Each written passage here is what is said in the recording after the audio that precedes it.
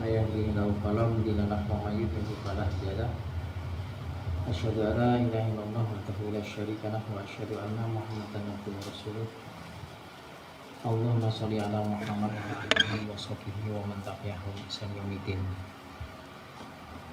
قال الله تعالى في كتابه الكريم أعوذ بالله من الشيطان الرجيم بسم الله الرحمن الرحيم يا أيها الذين آمنوا اتقوا الله حق تقاته ولا تموتن إلا وأنتم مسلمون. يا أيها الناس اتقوا ربكم الذي خلقكم من نفس واحدة وخلق زوجها وبث منهما رجالا كثيرا ونساء واتقوا الله الذي تساءلون به والأرحام إن الله كان عليكم رقيبا. يا أيها الذين آمنوا اتقوا الله قولا سديدا يصلح لكم أعمالكم ويغفر لكم ذنوبكم ومن يطع الله ورسوله فقد فاز فوزا عظيما فإن أصدق الحديث كتاب الله وخير الهدي هدي محمد صلى الله عليه وسلم وشر الأمور محدثاتها وكل بدعة وكل بدعة ضلالة وكل ضلالة في النار. أما بعد. Alhamdulillahirabbil alamin. Sebelum kita mulai, kita senantiasa panjatkan puji syukur dengan sambutan Allah Subhanahu wa taala. Jadi kanthi syukur iman takwa kula panjenengan sedaya Allah tansah paring nikmat wilujeng sehat longgar kula panjenengan sedaya dipun tetepaken wonten iman Islam ila yaumil qiyamah. Sampun kita tasih bab akhlak yang terpuji pada hadis yang terakhir. Jadi ini 1500 juta loro, saat ini 1500 juta telu. Hadis yang dengan aplikasi 1341. Wa an Abi Hurairah. Semoga sing panjenengan Abu Hurairah radhiyallahu anhu qala Rasulullah sallallahu alaihi wasallam al mu'minu mir'atu akhil mu'min akhrajahu Abu Dawud bi isnadi hasan. Hadis menika dikeluarkan oleh Abu Dawud dengan isnad atau sanad jalur periwayatannya itu hasan yang berbunyi al-mu'minu mir'atu akhihil mu'min. Orang mukmin itu adalah cermin bagi saudaranya mukmin yang lain. Hadis menika hasan. Hadis menika juga dinilai hasan oleh Ibnu Hajar Al-Asqalani yang termaktub di buku Bulughul Maram sing lagi awake dhewe sinau itu, dan dinukil oleh Al-Manawi dari Zain Al-Iraqi bahwa sanad hadis ini hasan. Dalam hadis ini terdapat sebuah perumpamaan nabawi yang sangat bagus yang menjelaskan kedudukan seorang muslim terhadap saudaranya, memberikan batasan akan tanggung jawab seorang mukmin muslim kepada saudaranya, dan menjelaskan bahwa ia ibarat sebuah cermin. Ternyata hadis yang berbunyi al-mu'minu mir'atun itu, al-mu'min itu cermin, itu maknanya konteksnya itu adalah perumpamaan, bukan definisi konkretnya mukmin itu apa, makna mukmin tidak apa, tapi menggambarkan cermin bahwa orang mukmin itu cermin mukmin yang lainnya. Di sini dijelaskan kedudukan seorang muslim mukmin terhadap saudaranya, memberikan batasan akan tanggung jawab seorang muslim kepada saudaranya, dan menjelaskan bahwa ia ibarat sebuah cermin bening yang akan memperlihatkan bagi seorang hakikat dirinya. Nilo namanya, koco benggalani, koco benggolo.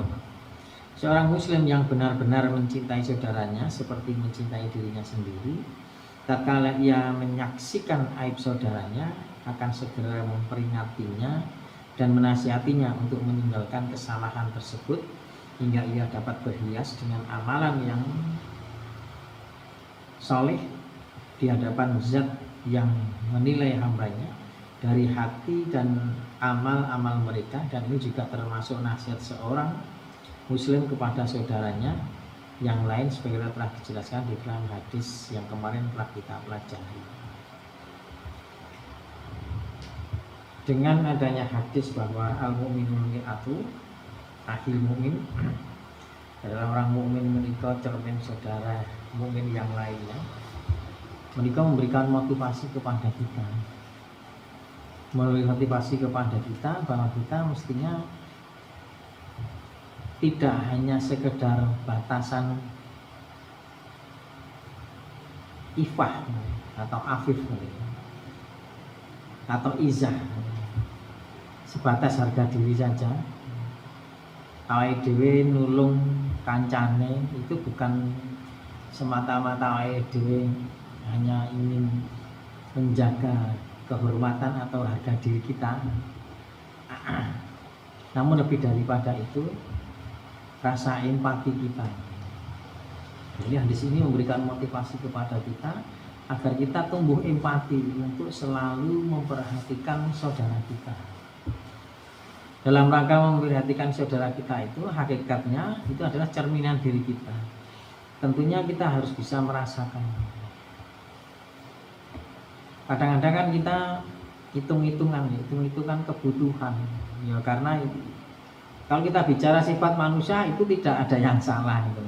Bahwa manusia itu punya kepentingan sendiri, kepentingan masing-masing, terus kadang-kadang muncul ego, gitu. Mudah-mudahan kurang empati, hal itu manusiawi, semua pasti mengalami hal demikian. Sehingga ada agama itu agar kita itu terbimbing ke jalan yang lurus. Karena kalau kita bicara tentang kecenderungan, kalau azalinya, secara azal, manusia itu kan fitrah, muslim, mukmin, suci gitu. Kecenderungannya itu, potensinya itu kepada kebaikan itu lebih kuat. Namun demikian kan tetap yang namanya Allah telah menciptakan adalah baik dan buruk pada sisi manusia inilah. Kadang-kadang kita sok menggok, apakah itu menggok karena tergoda secara eksternal ataukah menggok tergoda karena memang nafsu kita rodok menggok.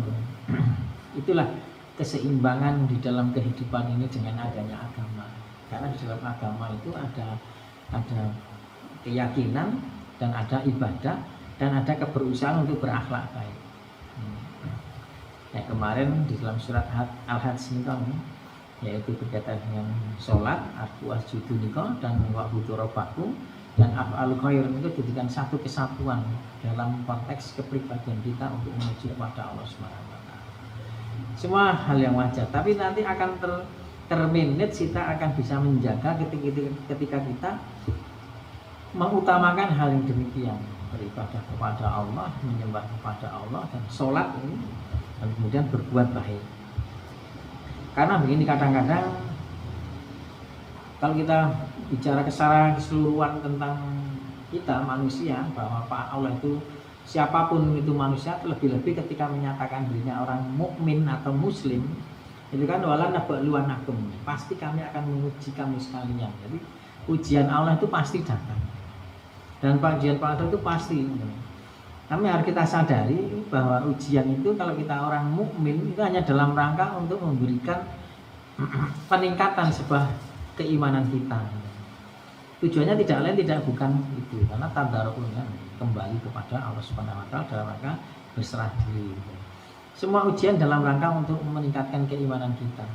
Apakah Allah nanti keimanan itu dalam bentuk ampunan, terus kemudian meningkatkan derajat kita, tapi semua itu konteksnya meningkatkan keimanan kita. Nah, rasa mukmin terhadap cermin kita ini menjadi motivasi kepada kita, ini cermin kepada kita akan lebih empati lagi terhadap saudara kita.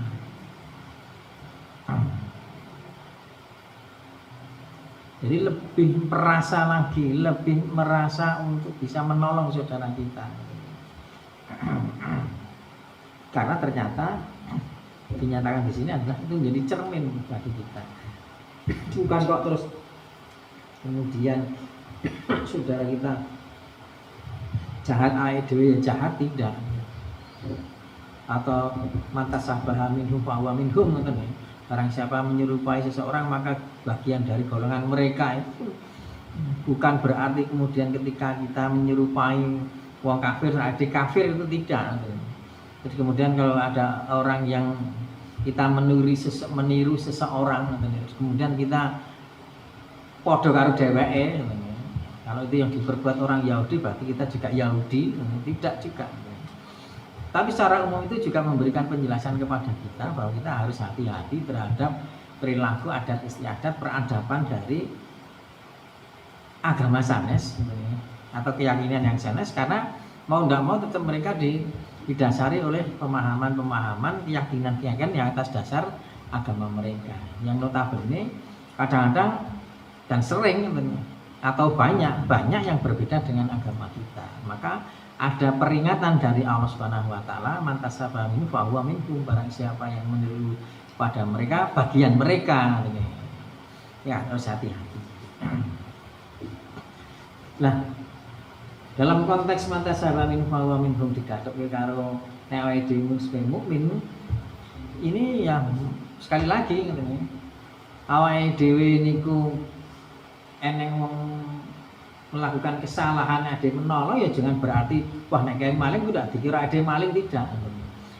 Tapi nilai-nilai itu harus kita jaga. Contohnya begini, bukti yang paling konkret berkaitan dengan al-mu'minun mar'atul mu'min akhi mu'min akhil mu'min, niku gini Pak. Dakwah di dalam agama kita, dan ini dengan dalam konteks nama jenenge PHIWN, itu kan intinya dakwah itu kan kita mengajak kepada Allah Subhanahu wa taala.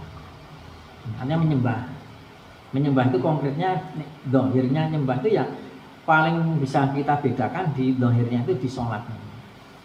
Tapi lebih dari itu mungkin. Tapi sholat itu kan esensinya ya di sholat itu nganek-nganek rasmat menjadi kafir. Itu menyembah kepada Allah. Jadi seruan dakwah itu harus dalam rangka menyembah kepada Allah Subhanahu wa taala. Apapun itu yang kita lakukan itu dalam rangka orientasinya mengajak orang menyembah kepada Allah, termasuk kita. Terus kemudian meluruskan fitnah. Artinya meluruskan fitnah itu kita meluruskan ada pemahaman-pemahaman yang tidak sesuai dengan apa yang dituntunkan oleh agama kita, tentunya berdasarkan kepada Al-Quran dan Sunnah. Ya, di Muhammadiyah Al-Quran Sunnah, Al-Quran Sunnah wa maqbulah. Nek dhisik Al-Quran Sunnah, ya Al-Quran Sunnah sahihah wa maqbulah. Karena Al-Quran Sunnah sahih hilang. Sekarang yang terakhir ini akidah kita berdasarkan kepada Al-Quran Sunnah wa maqbulah. Nah, itu penjelasan masalah itu nanti. Tapi intinya nah, ketika fitnah-fitnah itu ada dan pasti ada, tadi sampun kula aturaken, ini harus kita hilangkan. Terus kemudian kita mengajak beribadah konkret, mau menyembah kepada Allah, terus kemudian menghilangkan fitnah, terus kemudian berakhlak mulia. Konteks konkret awake dhewe dalam rangka dakwah ngeten iki wau, Pak. Coba bayangkan dalam sisi yang menghilangkan fitnah tadi. Dalam konteks yang tidak menghilangkan fitnah, dulu kita bicara, sekarang pun masih ada, ini sudah tidak seperti dulu. Ketika ada kasus di Indonesia, walaupun itu juga ada sisi politisasinya ada, dipolitisir juga ada, tapi realitanya di Islam juga ada, sehingga mudah dipolitisasi, mudah dipolitisir. Misalkan kasus ketika di Indonesia itu masih gencar-gencarnya merebaknya tentang jamaah Islamiyah. Nah, di mana kasus jamaah Islamiyah itu sing paling monumental dan fenomenal itu kasus bom Bali. Nah, kasus bom Bali itu kan dulu ketika belum Ali Imran itu belum kemudian sadar, terus kemudian di YouTube dia juga buat podcast itu, saya sudah menyampaikan, bahkan pengajian di Karangdono ini saya masih ingat ini. Itu di Masjid Baitur Rahman. Terlepas dari benar atau tidak salah, bahwa pemahaman-pemahaman saudara kita seperti DJI itu memang real di dalam pemikiran Islam, aliran Islam itu ada ya, memang itu real. Terlepas bom Bali itu iya atau tidak masih dibuktikan di pengadilan nih. Tapi pemahaman-pemahaman model di Islam iya. Coba bayangkan Pak, kalau pemahaman-pemahaman orang Islam itu modelnya seperti ketika kasus di bom Bali menika wau, stigmanya orang Islam apa? Stigmanya orang Islam kan teror. Stigmanya masyarakat dunia terhadap Islam kan Islam bengis, keras, tidak toleran, tidak humanisme kan itu. Niku sing dandani kan angel. Tadi Muslim itu paling cerminnya Muslim, sing kasus-kasus yang paling krusial yang ingin saya sampaikan ya di situ. Kantek saya sama Pak Muslim, CI, CAT,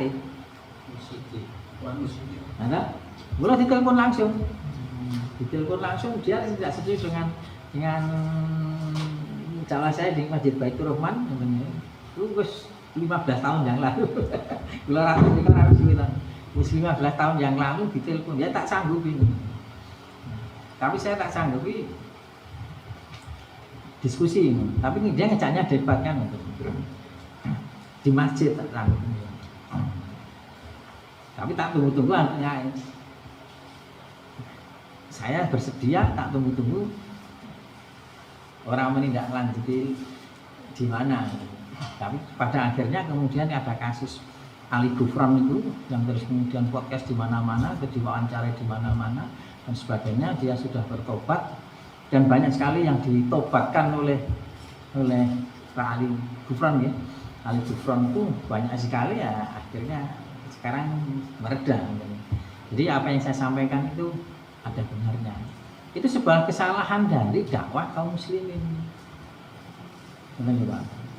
Bagaimana dakwah dari kaum muslimin itu harus mengedepankan tadi di sini dengan akhlak yang baik. Akhlak yang baik itu harus berorientasi kepada persatuan, perdamaian dan kedamaian. Dan mestinya dalam rangka ini juga mesti sesuai dengan agama kita ya. Petunjuk-petunjuk Nabi dalam dakwah itu juga ya. Cerminnya jadi nek sedurung ada kasus ini yang menjadi sebab prosesnya ada kasus bom Bali itu kan ada aliran-aliran yang menjurus kepada modusnya sama, gerakannya sama, metodologinya 11-12 lah kalau saya mengatakan antara khilafah sama negara Islam Indonesia NII. Nah, nek khilafah itu kan berorientasi kepada politik praktis tapi tingkat dunia dalam konteks khilafah, jadi khalifah mendirikan kekhilafahan. Nenek negara NI itu adalah dan gerakannya sama Pak, modelnya persis sama. Nek saya duduk polisi, mungkin dulu saya masuk ke sana-sana ini gerilya dalam rangka untuk memahami saya. Nek ojo delon ini, marahi mumet ini. Ojo maksudnya ojo model seperti saya. Belajar agama karepe netral kabeh diratani sinokono itu ternyata keliru. Ternyata keliru. Itu marahin mumet. Nah kasus NI sama HTI itu kan sama. Modusnya sama, orang-orangnya juga hampir sama, pola pikirnya. Yaitu sama. Nek NI di sikap lokal di tingkat negara, nek HTI di tingkat internasional. Itu AWDW akan memahamkan kepada mereka dan gerakannya kan pasti eksklusif. Harus memahamkan kepada mereka, sementara umat Islam di luar, zaman saat ini kinjiran buka YouTube, ini orang-orang luar yang diwawancarai sebelum zaman sekarang ya Pak. Sebelum ada zaman seperti AWD, sing zaman disik-disik kasus itu mencuat dan itu menjadi viral, jadi fenomenal pada kasus-kasus itu kan diwawancarai Islam. Itu kan keras, Islam itu adalah pemberontak, Islam itu kan begitu, stigma itu kan harus kita hilangkan. Sementara orang-orang sing model kayak gerakan-gerakan politis itu mau, itu jari ini dewa iki orang berontak, neng kok ganti negara, dan Jawa kayak oh dia itu humanis, kok mateni wong tanpa hak sebenarnya. Ini kan semua kan ironis sebenarnya, lucu semua sebenarnya. Itulah stigma-stigma itu harus kita ubah dan alhamdulillah atas dakwah kita terutama umat Islam Dan peran Muhammadiyah juga tidak diragukan dalam konteks menyadarkan umat ini. Itu juga akhirnya seperti hari ini pemahaman macam itu seperti hilang. Dan organisasinya juga hilang. Organisasinya hilang. Saya ngaji di sini banyak dalam konteks itu, banyak juga yang menyatakan dulu saya ini Pak, sini saya ini. Sing tak ceritake mau lho Pak, sing tak ceritake sing ya model-model itu jago kan sekarang ini kembali saya ini banyak Pak. Artinya kita butuh waktu Pak, ternyata. Mungkin itu pun tidak bisa hilang langsung 100% hilang. Pemahaman masih ada nanti. Ini paling tidak sudah tidak berpengaruh di masyarakat. Ketertiban kehidupan bisa dipotong teman. Saya ingin menyatakan bahwa cermin itu ada, termasuk akhirnya saya pun juga kena fitnah. Padahal saya termasuk orang yang harus memberikan supervisi kepada mereka, harus memberikan penyadaran kepada mereka pun kena fitnah. Nah inilah yang dimaksud konkret tentang al-mu'minun mir'atu akhi muslim tadi. Mukmin akhi mukmin. Ya. Cermin itu masya Allah. Wah, menghilangkan fitnah itu tidak mudah dan tidak bisa di Muhammadiyah. Pak Din Syamsuddin pada saat itu Muhammadiyah memberikan solusi tidak deradikalisasi. Nah, deradikalisasi itu diberantas ya orang-orangnya ya secara teknis saja, tapi gerakan secara masih berkaitan dengan pemahaman tetap jalan. Yaitu apa? Dengan pembinaan, sehingga Muhammadiyah menyediakan pembinaan terhadap orang-orang yang berpaham semacam itu. Orang-orang yang mantan berpaham semacam itu tobat. Pak Din Syamsuddin mendirikan itu kayak gini, tapi bukan lembaga, kayak gini ad hoc, tapi bentukan dari pimpinan pusat untuk menampung orang-orang dalam rangka pembinaan namanya. Jadi pembinaan. Karena jenenge pembinaan kan mesti ada kayak jenis kurikulum Pak. Orang bisa satu, orang bisa eneng berpendapat ini terus kita counter terus dia sadar tidak. Mesti ya seperti yang saya alami ketika saya mengaji ngeten iki, saya tidak bisa menyadarkan mereka secara langsung secara otomatis. Eneng sing kanca ngejak ngaji terus ngrungokne kajian kula terus suwe-suwe dan lama-lama kajian kula akhirnya sadar, akhirnya konsultasi, akhirnya bicara depan saya langsung datang ya ada.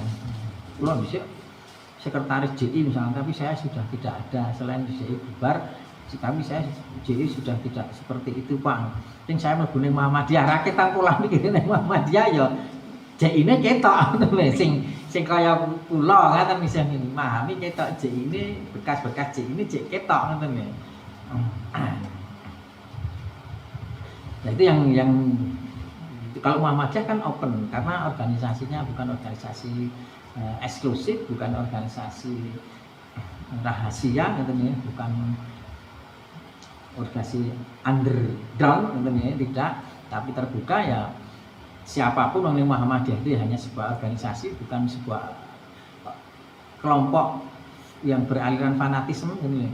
Eneng sing lebih Muhammadiyah, eneng sing metu Muhammadiyah ora eneng Pak, tembung metu Muhammadiyah ora eneng. Nek metu ceko pengurus Muhammadiyah eneng bae pengurusan dan diikat oleh sesuatu nek Muhammadiyah ya mlebu ya sak karepe dhewe, metu ya sak karepe dhewe kan ngene. Di Muhammadiyah kan ora eneng gitu, hanya wacana yang berkembang saya ide ora ning Muhammadiyah kan bahasanya begitu. Tapi mlebu metu kan ora eneng gitu. Di organisasi Muhammadiyah tidak ada seperti itu. Nek saya sudah keluar dari kepengurusan, dia dikeluarkan dari kepengurusan iya, atau dari AUM itu iya. Saya juga kadang-kadang ketika jadi PCM dulu sering juga mewawancarai, susah juga ketika di Muhammadiyah alirannya beda, pemahamannya beda. Ini bukan masalah kita memaksakan karena ini adalah organisasi Muhammadiyah punya visi dan cita-cita yang begini, kok ini berbeda. Dijak bareng angel Mas, dijak bareng angel, 3 itu belas angel. Padahal nenggon AUM Muhammadiyah ini kan hambatan, akhirnya harus saya keluarkan ini bukan dalam rangka memahami sesat kuwi salah juga oleh neng Muhammadiyah, tidak. Ini karena dalam rangka gerakan ini yang bisa berjalan sesuai dengan aturan, prosedur dan sebagainya, men orang menghambat program-program jadi sulit mungkin. Temanya bukan dalam rangka kowe misake metu kudu Muhammadiyah kudu kelompokku tidak ngene. Nyatane ning Muhammadiyah walaupun tidak ya masih di kegiatan Muhammadiyah juga tidak masalah ngene. Kita juga tetap masih membantu dia juga. Jadi sering kita begitu. Nah, rata-rata biasanya nek urusan-urusan ngono kuwi kula kan ngono. Itulah cermin. Oleh karena itu kita mesti harus hati-hati. Yang paling penting adalah dorongan bagi kita untuk selalu menjaga saudara kita, karena itu adalah cermin bagi kita. Yang terpenting adalah motivasi agar kita selalu menolong saudara kita.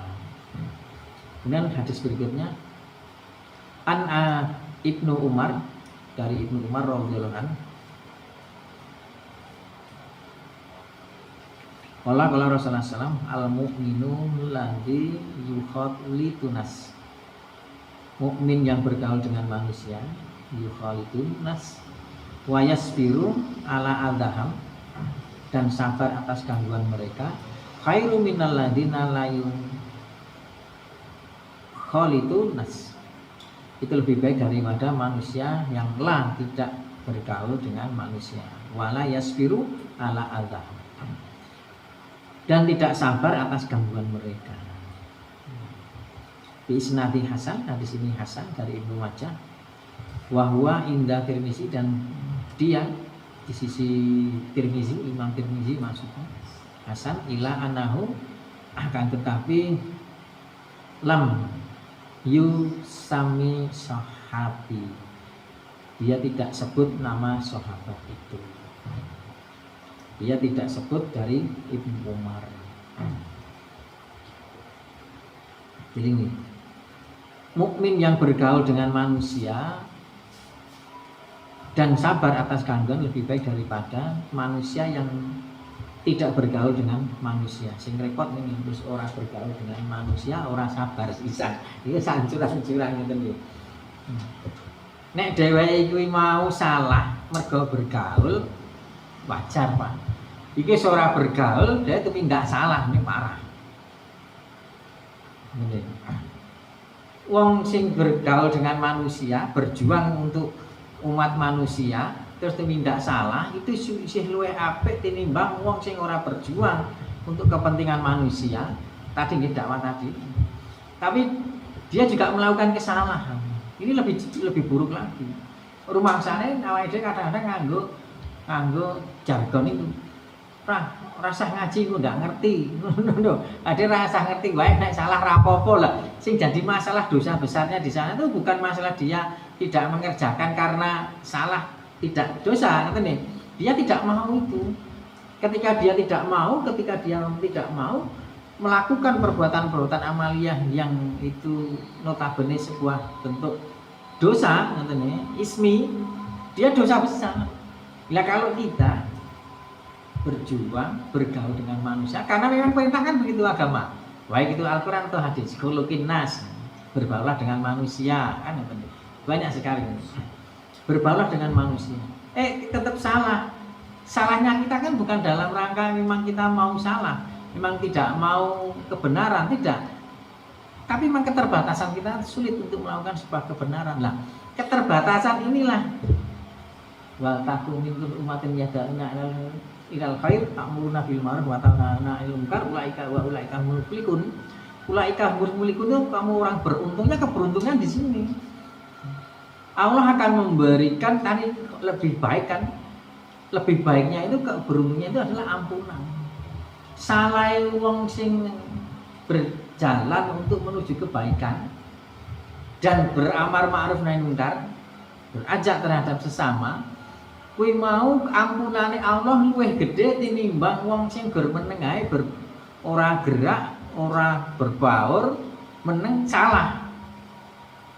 Orang duwe gacuk sing dienggo mendapat ampunan Allah. Nek awake dhewe salah, kategori padha-padha salah ning eneng gacuk ampunan dari Allah Subhanahu wa taala. Ya itu apa? Gelem amar ma'ruf nahi munkar.